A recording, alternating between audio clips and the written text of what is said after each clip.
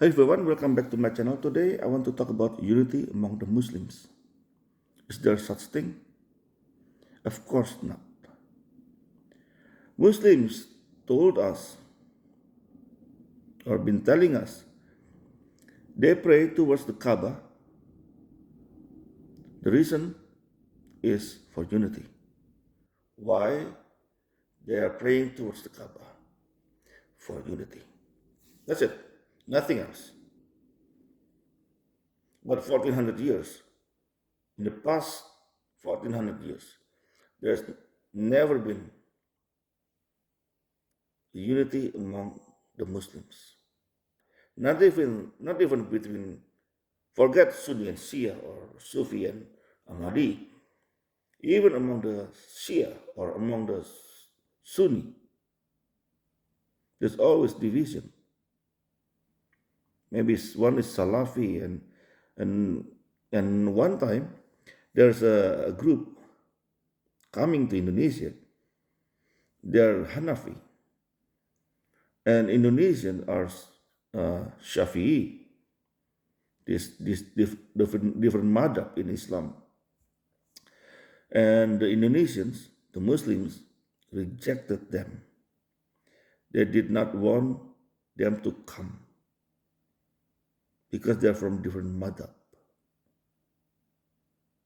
Can you imagine?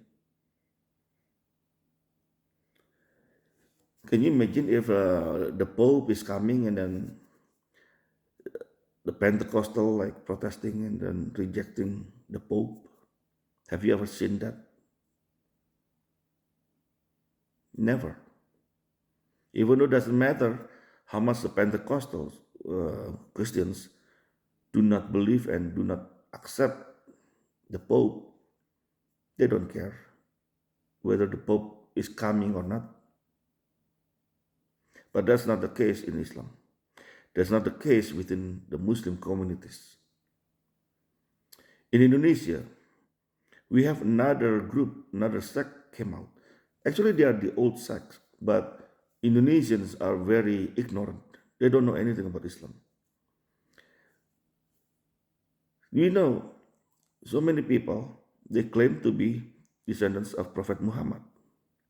And in Indonesia, believe it or not, there are 68 of them. 68 descendants of Prophet Muhammad in Indonesia alone.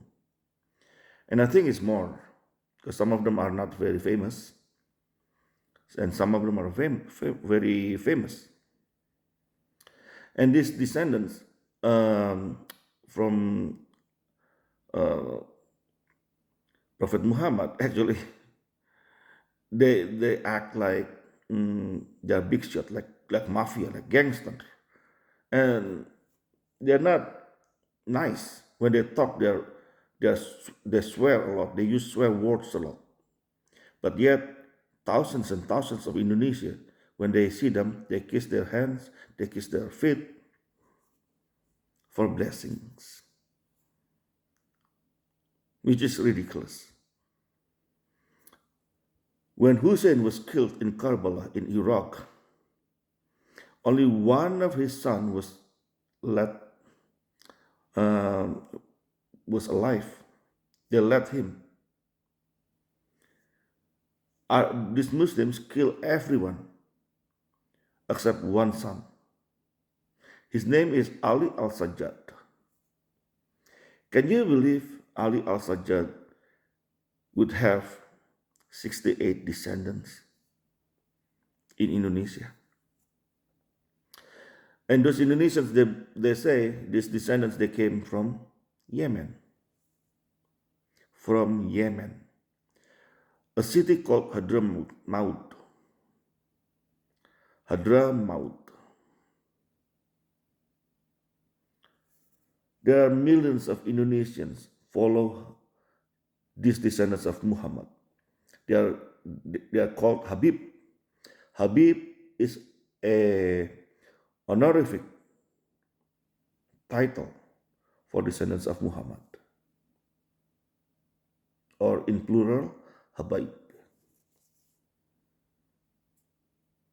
Millions and millions of Indonesians they follow this Habaib. And lately, in the past several months, many Indonesians realize these two are lies. They are not descendants of Muhammad. They just happen to came from Yemen. That's all. But they have nothing to do with Muhammad. Well, they still claim they are descendants of Muhammad. But now many people realize that those are lies. And they talk about it, they talk about it, they talk about it online.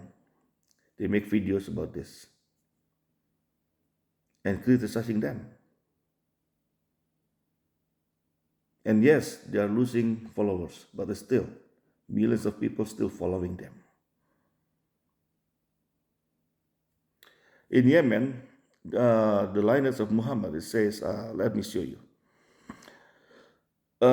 So, according to their history, quote unquote, let me read it. October 10, year 610, year 680. Hussein, the Prophet Muhammad's grandson from Ali bin Abi Talib, and his daughter Fatima, dies in Karbala. Year 929. Hussein's descendant Ahmad al-Muhajir leaves Iraq, and then he stayed in Medina and Mecca for a while before settling in Hadramaut, Yemen. In year 1176, Al-Faqih Muqaddam, an ancestor of Alawiyin descendants in Indonesia, is born in Hadramaut. In the late 19th century, a surge of people from Alawiyin line come and settle in Indonesian archipelago. December 27th, 1928, the Rabitah Alawiyah organization is founded. September 15, 1929, Rabitah Alawiyah holds its first congress. 1932, the Maktab Daimi, autonomous institution under Rabitah Alawiyah, is established. 1940, the Maktab Daimi begins keeping record, or nasab, on the Ba'alawi, or descendants of Prophet Muhammad. 1983, it changes name to Alawiyin Extended Family Association. Year 2001, it changed to original name, Rabitah Alawiyah. Year 2020, Rabitah Alawiyah announces a list of fake Habibs who often claim to be part of Azmat Khan family. Year 2023, Rabitah Alawiyah report a Habib status fraud case to Jakarta Metropolitan Regional Police. But however, there are hundreds of them. 68 is the one they accept as true descendants. But still, forget the fake ones. Forget the fake ones. Even the original, I don't see how it is possible for Ali Al-Zajjad to have 68 descendants in Indonesia. Just in Indonesia. That's impossible. There's no way. And most of Indonesians do not understand. They don't know anything about Islam actually. They always blame everything on Jews, on the Jews, So even this problem, Ba'alawiyah, they say Ba'alawiyah is Yahudi. It's created by a Yahudi. That's the Indonesian. When we say Jewish, Yahudi. So Ba'alawiyah is created by a Jew. But actually, it has nothing to do with Jew. It was not created by a Jew. Baalawiyah is actually a sect from a Shiism or Shiite Islam, the same sect as Bashar al-Assad, who is a follower of Alawi. He is an Alawite, exactly the same as Baalawiyah. Alawiyah, that's why the name is Alawiyah or Alawi. However, when we talk about Islam, there are so many shades of Islam. For example, Sunni or Sufi. In Sufi, we know there are 13 orders, but there are so many, hundreds of other Sufis, hundreds of different Sufis. They're not one of those 13 orders. And these hundreds of Sufism are based on two things. Some of them based on Sunni Islam, some of them based on Shia Islam. And Baalawiyah, I believe, a Sufi based on Shia Islam. Why? Because one time I saw them, well, not one time, many times I saw them, the video of them doing zikr, and they're dancing. They're dancing. But this is not the same dance like from Rumi, but this is a different dance. And some, when they're doing the zikr or remembrance of Allah, they have this kind of movement, like the body is shaking, like vibrating. So this is like